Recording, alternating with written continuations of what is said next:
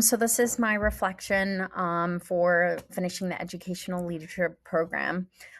So in this video, I'm going to talk about how I met all four program learning outcomes, how the program has helped me grow as a leader, and one memorable moment that stuck out to me during my capstone and during the whole experience.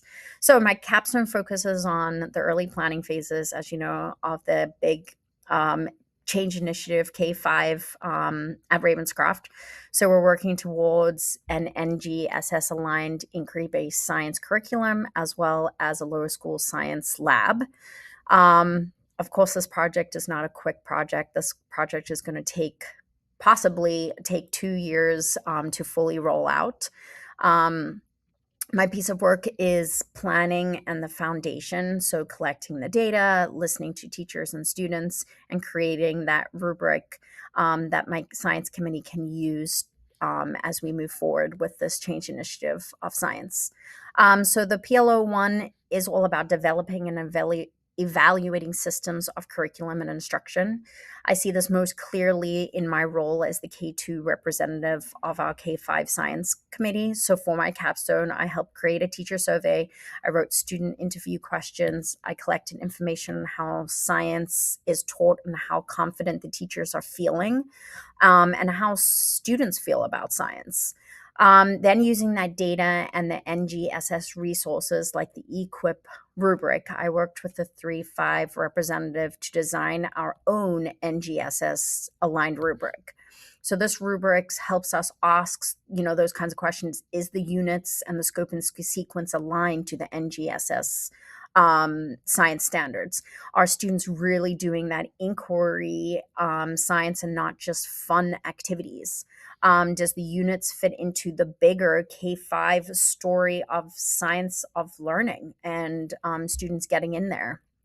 So even though the overall science project will continue long after my capstone ends, this planning work, the surveys, the interviews, and ultimately the end product, the rubric that we created, is really going to help us in the key foundation for the systems that we're going to be building for the curriculum. So PLO2 is all about understanding and using leadership theories. The two big ones that I showed up in my work were transformational leadership and distributed leadership. That transformational leadership came into play as we tried to rethink our science as a school, like a whole wide school. So instead of using that cookbook lab um, previous initiative, we wanted students to really ask those questions, to build models, and to figure things out. So in our committee planning meetings, I use what I've learned in this program to really help bring the perspective of a K2 teacher.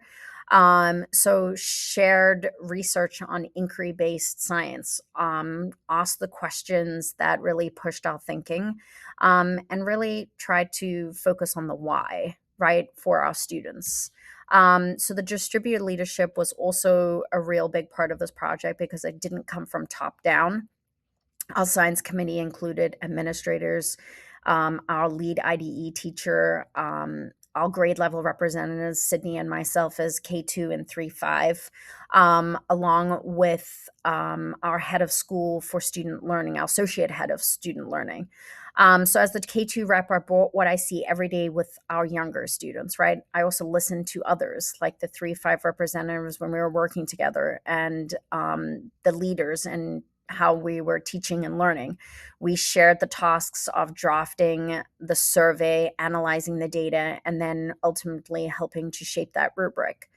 So all of those roles, I've used what I've learned during the course about how to communicate, how to do coaching, how to work with individuals, and ultimately supporting adults um, in the profession so that we can support the students better. So all of those experiences have helped me not only understand leadership theories, but actually use them. And that speaks directly to the PLO too. So PLO3 is about equity and making sure all students have access to meaningful learning. In our lower schools, science sometimes got squished and squeezed into little pockets of time because reading and math were the most important aspects. So when that happens, the students who need that hands-on talking based learning were the ones that most often got the least um, impact out of science, right? So my capstone, I try to keep equity at the center by asking questions. How do we make all students get real science, not just those quick activities that teachers plugged in here and there? How can those multilingual learners and students with learning disabilities or attention issues needs and how can they be successful in the inquiry-based lessons? And there are multiple ways for kids to show they're thinking right. They can do it through drawing, talking, building, and writing. So when thinking about the rubric and how I created the criteria, using that equip rubric, they talk about real world phenomenon, multiple ways to how to respond to something, built-in supports, not just last minute add-ons, and really concentrating and thinking critically about how we are going to be teaching science.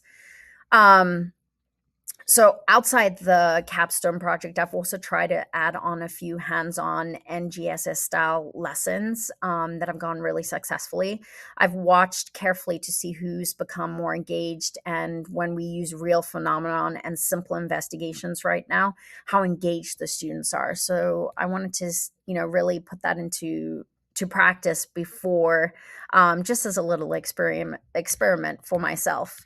And then we have the PLO4 is about developing leadership skills and handle real world challenges in school. So our K-5 science initiative has a lot of moving parts, right? We have an 8-day lower school schedule that connects to the middle and upper school, so we have to be aligned. That limits the time in the day for science. The long-term goal of hiring a lower school science teacher is also a need. And then also a need for the physical science lab. Budget and approval is also going to be majorly important for us to roll this out. So throughout this process, I've practiced, that project management piece of staying on top of our timelines, of our meetings and our tasks that we've been asked for each week. Communication, right? Sharing updates with the committee, sharing updates with my 3-5 representative, with the teachers, and really staying in close-knit communication. Collaboration, working with people in different roles and grade levels, and then patience and persistence, right? This has not gone smoothly, yet it hasn't gone difficultly. So knowing that this change will take more than a year, 6 months, just to be patient and watch the rollout as it happens. So I also saw PLO4 show up in other roles in my life, right? Leading my team as team lead, helping with the curriculum and supporting teachers when challenges come up. This year I was offered to have a student teacher. So I've really been I've spent a lot of time reflecting. And this has helped me build those leadership skills that I can carry out into future projects and hopefully into future roles. This project has changed me in a few important ways. First, I now see myself clearly as a leader, not just a teacher who does a lot and taking on different roles. I don't know why a degree had to push me in that direction, but I've had a lot of leadership roles. I've been team lead, I've been curriculum chair.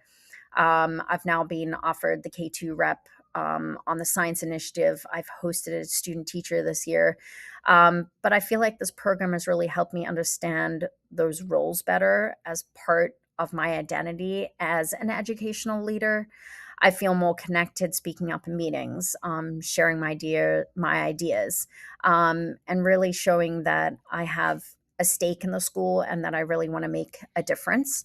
Second, I'm much more data minded now. Looking at the data from the survey and the students has showed me a lot. Using both that quantitative and qualitative data has made me more thoughtful, more confident when I advocate for change. Right, I can show the committee that this is what I did, and these are what our teachers need. One of the most memorable moments from this whole process was interviewing students about science. I asked them questions. How often do you do science? What does science feel like to them?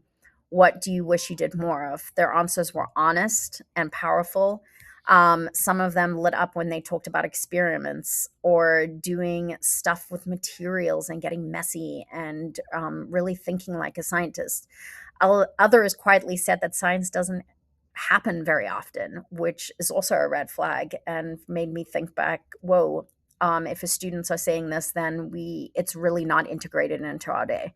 So hearing their actual words and seeing their faces made everything feel real. And it wasn't just about the numbers on the graph. It wasn't just about how the teachers were feeling. It wasn't just about how Ravenscroft needed to do this as a change initiative.